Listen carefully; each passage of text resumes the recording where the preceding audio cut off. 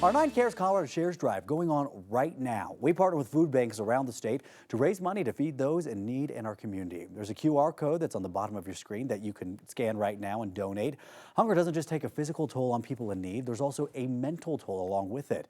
Mental health expert Dr. Cheryl Ziegler joins us this morning to talk a little bit more about these impacts. Good morning, Dr. Ziegler. Good morning. And you were talking about the fact that it particularly targets children.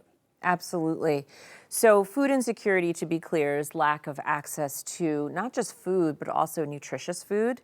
And so when children who are developing don't have access to nutritious food and have inconsistent meals, it impacts them mentally, physically, intellectually, developmentally, really in every marker possible. How does it do that?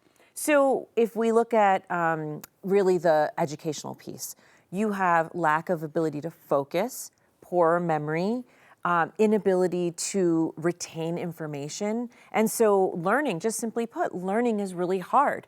And so children who may have ADHD, they have exacerbated symptoms. So if we know ADHD is already a difficulty with inattention and being able to focus and concentrate, when you have food insecurity on top of that, it exacerbates those symptoms. So it's something that affects them, in present time, but we also know has very long-term consequences. The outcomes are poor even down the road. What about stress too?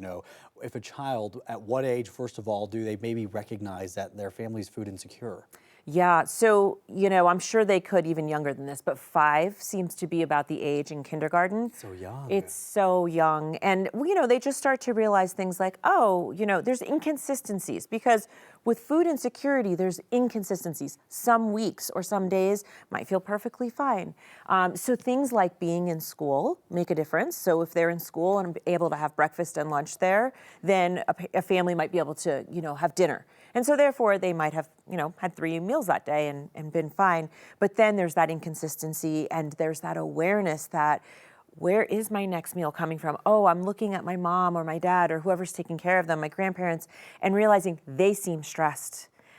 They seem to be maybe going without to give to us. And so they become very aware of how it affects the whole family and the whole sort of house dynamic. And then the kids have to go off to school. What about, any concerns with educational development? Yeah, well, absolutely. What we see is poor outcomes. So what that means is they get behind in their academics. It can be with reading, it can be with learning math, just sight words. If you think about young kids, all the things, they're building the foundation.